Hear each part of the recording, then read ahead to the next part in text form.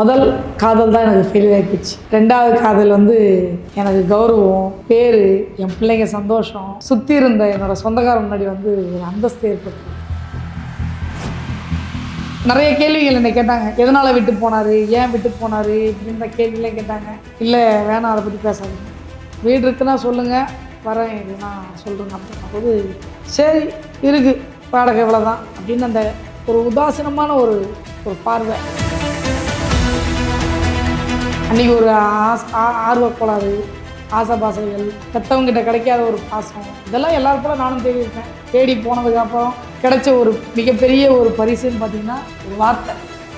கட்டினவனால் கொடுக்கக்கூடாத ஒரு வார்த்தை.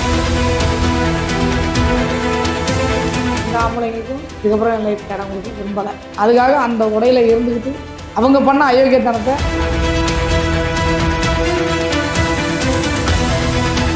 ஆண்களை நம்பலாம்.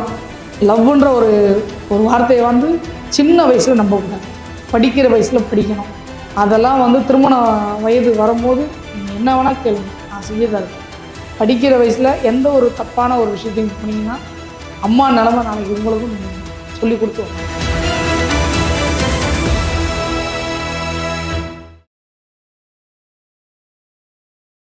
ஓகே, இப்போது இந்த கார் டிரைவராக இருக்கும்போது பெண்களுக்கு உடல் ரீதியாக பல பிரச்சனை வரும். அதுவும் நீங்கள் ஒரு 3 குழந்தைக்கு தாய் அப்படின்னும் போது நமக்கு பேக் பெயின் அந்த மாதிரி நிறையா விஷயங்கள் எல்லாம் வரும். அந்த மாதிரி விஷயம்லாம் உங்களுக்கு வந்திருக்கா? அதை ஃபேஸ் பண்ணியிருக்கீங்களா?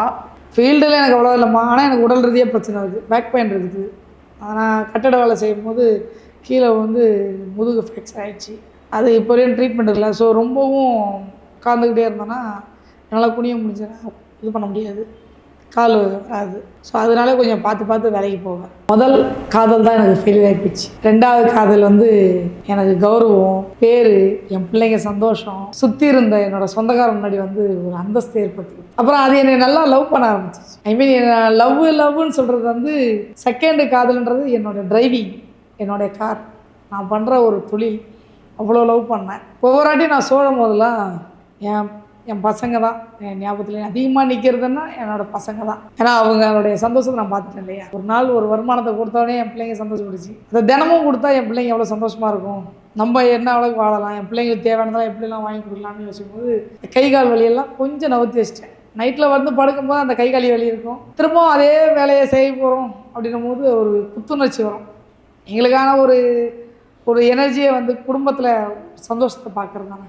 அந்த ஒரு சந்தோஷத்துக்கான வெளியே போய் நாங்கள் டே நைட் கஷ்டப்படுறோம். ஸோ எனக்கு அந்த ஒரு சந்தோஷத்தை பார்த்தோன்னே ஃபுல் எனர்ஜி கிடைக்கிது. அதுவே என் லவ்வரோட சேர்ந்து நானும் பயணிச்சுக்கிட்டே கிடக்கும். ஏதாவது மறக்க முடியாத இன்சிடென்ட்னா என்ன சொல்லுவீங்க? கர்ப்பிணியை என் வண்டியில் கொண்டு போனேன். நல்லா அடம்படப்பா நமக்கு அந்த வருதா புயலில் நம்ம ஒரு புயல் வந்தது 2021, 2022 நமக்கு ஒரு புயல் வந்தது. பிரசவ வலி ஒரு அம்மாவை நான் கூட்டிகிட்டு போனேன். அவங்களுக்கு டெலிவரி நம்ம வண்டியில் ஆச்சு. மறக்க முடியாத ஒரு நினைவு. இன்றைக்கி அவங்க குடும்பத்தோட சந்தோஷமாக இருக்காங்க. திடீர்னு ஒரு நாள் நான் அவங்கள மறந்துட்டேன், அவங்க என்னை மறக்காமல் ஞாபகம் வச்சுட்டு ஒரு நாள் நம்ம டி நகரில் இருக்க கோயிலில் வச்சு ஒரு நாள் என்னை பார்த்தாங்க. பார்த்துட்டு ஓடி அக்கா என்ன ஞாபகம் இருக்கா அப்படின்னு கேட்டாங்க. தெரியல யார் அப்படின்னு. என்னையே மறந்துட்டீங்களா? என்னையே தான் மறந்துட்டீங்க, எந்த குழந்தை ஞாபகம் இருக்கா அப்படின்னு கேட்டாங்க. உங்களே ஞாபகம் இல்லைன்ற குழந்தைய கொண்டாந்து கட்டுறீங்க அப்படின்னும் போது உங்கள் வண்டியில் தாங்க எங்களுக்கு டெலிவரி ஆச்சு. எனக்கு உங்கள் வண்டியில் குழந்தை பிறந்தது இல்லையா, அந்த குழந்தை தான் அப்படின்னு தூக்கி காட்டினோன்னே எனக்கு சந்தோஷம் தாங்க. யாரு கேட்டாலும் எனக்கு பெருமையாக சொல்கிற விஷயம், பெண்களுக்கு எந்த அளவுக்கு உதவ முடியும்னு எனக்கு தெரியல. ஆனால் அன்றைக்கி பிரசவத்துக்கு இலவசம் ஆட்டோவில் போட்டாங்க. அன்றைக்கி என் வண்டியில் பிரசவத்தை பார்த்தது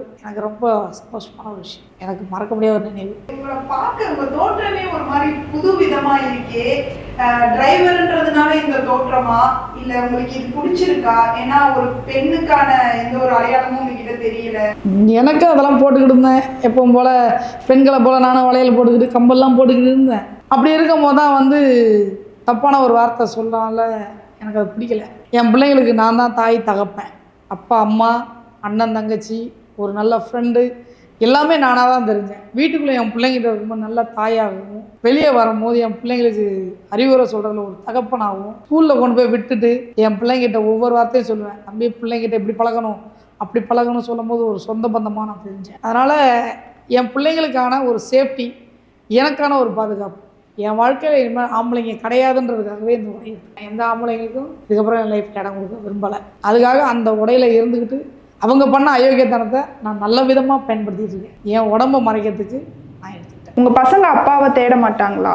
இல்லை, இப்போ வரைக்கும் தேடுற அளவுக்கு நான் நடந்துக்கல. இன்ன வரையும் என் பிள்ளைங்களுக்கு தேவையானதில் ஒரு தகப்பனா அவன் என்னென்ன கொடுத்துருப்பாரோ அது எல்லாத்தையும் நான் கொடுத்துட்டேன் என் பிள்ளைங்களுக்கு. அதனால் தேவை. உங்கள் வாழ்க்கையோட லட்சியம்னா என்னன்னு நினைக்கிறீங்க? நான் சொந்த ஊரில் வாழ மாட்டேன், வாழ தகுதி இல்லாதவன்னு சொன்னாங்க.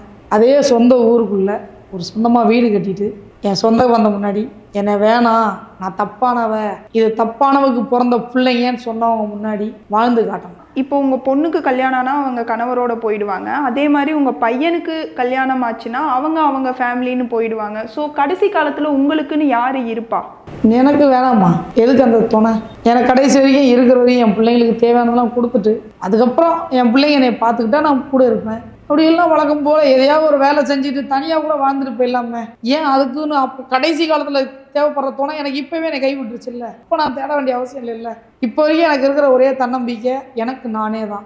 எனக்கு இப்போ வரைக்கும் எனக்கு என் பிள்ளைங்க வந்து பிழைக்கிறதுக்கு வந்து ஒரு தைரியம் கொடுக்குறாங்க, சம்பாதிக்கிறதுக்கு ஒரு வழி கொடுக்குறாங்க. எல்லா விஷயத்தையும் என் பிள்ளைங்க எனக்கு ஒரு மோட்டிவேஷனாக இருக்காங்க. நாளைக்கு என் பிள்ளைங்களுக்கு திருமணம் முடிஞ்சு அவங்க அந்த இடத்துல போய் வாழும் போது அம்மா தானே நம்மளை இப்படி செஞ்சா, நம்ம அப்பா செஞ்ச தப்பை நம்ம செய்யாமல் இருக்கணும், அதுக்கு நம்ம என்ன பண்ணணுன்றது என் பிள்ளைங்களுக்கு இப்போவே சொல்லி கொடுத்துட்டேன் அப்படின்னா இதை விட பெருமை வேறு எதுவும் இல்லை. அன்றைக்கி நான் தனியாக உக்காந்தா கூட எனக்கு ஒரு சொல்லி காட்டுற அளவுக்கு நிறைய சொந்தங்களை சேர்த்து வச்சுருப்பேன். இந்த புன்னகையிலேயே அன்றைக்கி சேர்த்து வச்சுருப்பேன் நிறைய ஒரு சொந்தங்கள். இப்போது நீங்கள் இவ்வளோ கஷ்டப்பட்டு இந்த இடத்துல உட்காந்துருக்கீங்க. உங்களோட பொண்ணுக்கு இந்த சொசைட்டியில் நீங்கள் அனுபவித்த வழிகளை வச்சு அவங்களுக்கு என்ன பாடம் சொல்லி கொடுத்துருக்கீங்க?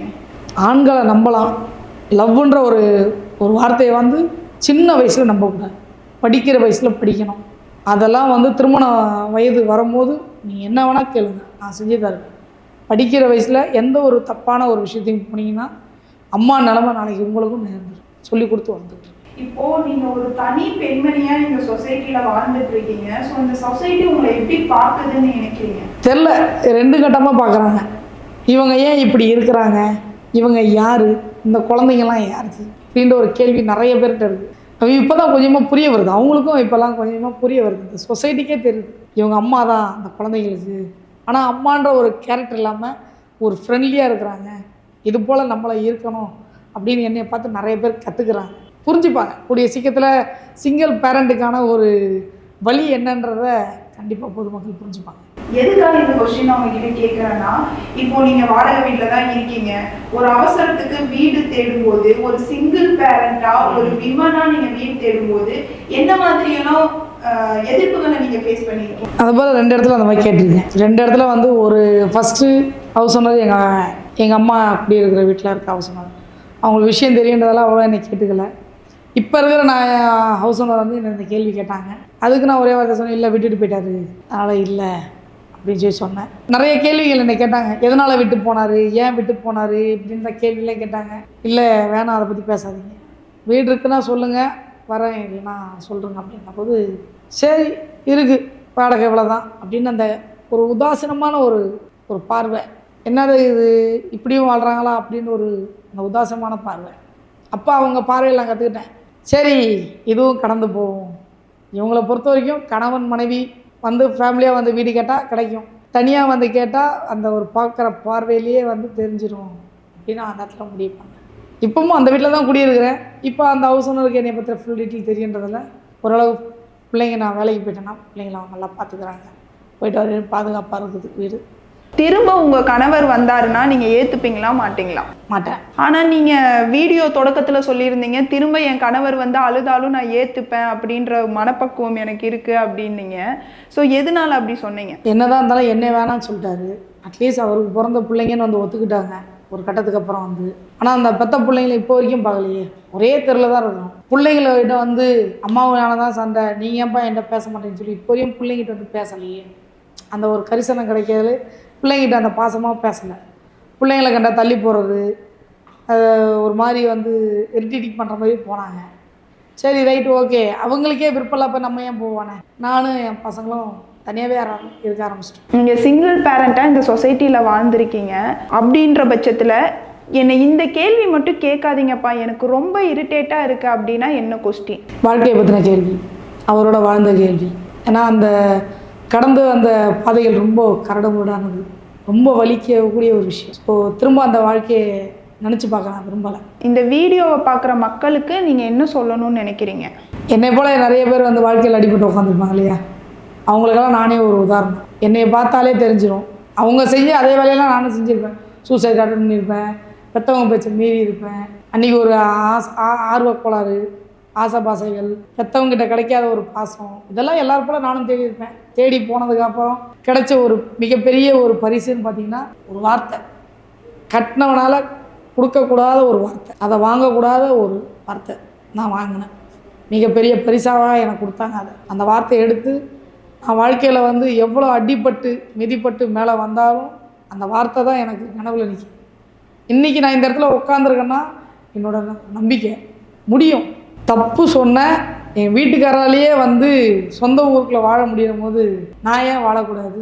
நானும் இதே ஊரில் வாழ்ந்து காட்டுறேன்னு சொல்லிட்டு கடுமையான உழைப்பு, இன்ன வரையும் உழைப்பேன், இதுக்கப்புறமும் உழைப்பேன். என்னால் எவ்வளோ வேலை முடிக்கணுமோ என் உசுறு இருக்க வரைக்கும் நான் உழைச்சி என் பிள்ளைங்களை நல்லபடியாக கரை சேர்ப்பேன். தப்பு சொன்ன முன்னாடி என் பிள்ளைங்களோட வாழ்ந்து காட்டுவேன். உங்களை நான் இன்டர்வியூ எடுத்ததில் புரிஞ்சுக்கிட்டது என்னென்னா, எவ்வளோ கஷ்டம் இருந்தாலும் ஜாலியாக இருக்கீங்க, உங்கள் குழந்தைங்களுக்காக வாழ்கிறீங்க. ஸோ இதே சந்தோஷமும் இதே தன்னம்பிக்கையும் எப்போவுமே உங்கள் கூட இருக்கணும்னு எங்கள் சேனல் சார்பாக வேண்டிக்கிறோம். நன்றி.